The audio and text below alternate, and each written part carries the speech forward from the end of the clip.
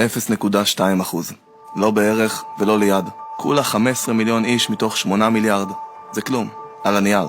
כי הכלום הזה אומר די הרבה לנסראללה או לסינואר. ואם להם זה אומר משהו, זה חייב להגיד משהו גם לי. להיות יהודי. זה הדת שלי, הלאום שלי, או שזה מי שאני. כי להיות יהודי זה יותר מבן גוריון, יותר משמעון פרס, יותר מביבי, גנץ, לפיד או כל פוליטיקאי עם קרס. וזה בטח לא תלוי במזרחי, אשכנזי או תימני, כי הנה עובדה. אני, רבע לובי, רבע אוקראיני, חצי מרוקאי, ועדיין יהודי.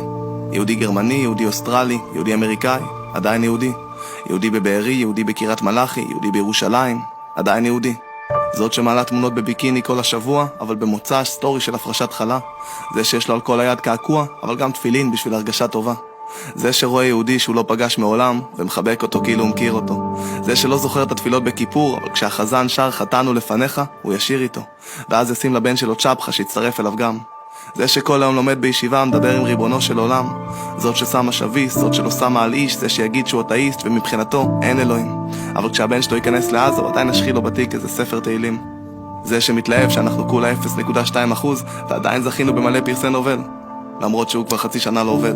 יושב בבית, רובץ, השן פייסל, רואה פרנדס. אבל אם ישמע על איזה אפס שצייר צלב קרס על דלת של בית ספר באיזה גינאה משוונית, הוא יתעצבן כאילו ציירו לו את זה על המכונית. אנחנו מיקס. חיימן, ג'ירה, גפילטה פיש, אלי, נועה קירל, יהודה המכבי, חנן בן ארי, אלי ויזל, אליהו הנביא, בני ברק, תל אביב, נתניה ופריז, באר שבע וקהיר. אז מה זה יהודי? מאיפה מתחילים להסביר? מה שעולה לי בראש כשאני חושב על יהודי זה שני דברים שמושרשים לנו במסורת: מוסר ומחלוקת. אנחנו עם שחולה להתווכח, אבל אין לנו עניין בלנצח. להתווכח זה רק כדי להיות חכמים יותר, יהודים יותר. אפילו ביפן אנשים לומדים גמרא רק כדי להיות חדים יותר. והמוסר זה השורש שסביבו מתווכחים. הרי היהודים המציאו את המוסר שבו היום כולם חיים.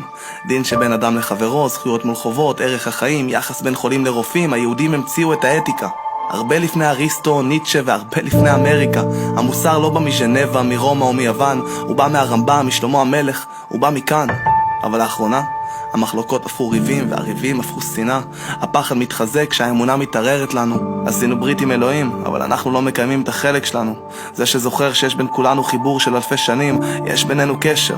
כל יהודי צריך להסתובב בעולם בהרגשה שהוא הבן שהוא אור לגויים. יש בעולם 8 מיליארד אנשים והכל חשוך, אבל לא צריך 8 מיליארד מנורות כדי להאיר הכל. מספיקים 0.2%. אבל אם גם אצלנו חשוך ואנחנו לא מוצאים את המתג עדיין, אז במקום להפנות אצבעות, כדאי שנתחיל מבדק בבית. כי אנחנו חתיכת עם קשה עורף. גם כשהביטחון בחוסר, הביטחון העצמי תמיד בעודף. לא יזיזו אותנו שמאלה, לא ימינה. והמונח קשה עורף מגיע מהתקופה שבה היו הורגים אנשים בגיליוטינה. יענו, יש לנו עורף שאי אפשר לחתוך. אבל אם ניתן לאור שלנו לדוח, הגיליוטינה לא תבוא מבחוץ. היא תבוא עלינו כאן מתוך. 0.2% זה לא רק כמה אנחנו בעולם, זה כמה אנחנו מבינים מה אנחנו בעולם. ובניסיון למצוא זהות, הלכנו לאיבוד. ב7 לאוקטובר הם לא צעקו יטבח אל ישראל, הם צעקו יטבח אל יהוד. אז אם רוצים שאמות כי אני יהודי, לא כדאי שלפחות אלמד מה זה לחיות כיהודי? אני לא יודע מה המשמעות, אבל זה חייב להיות משמעותי. בדוק שזה נחוץ. וגם אם אני עדיין לא מבין מה זה אומר, אני יודע שזה יותר מלהיות רק 0.2%.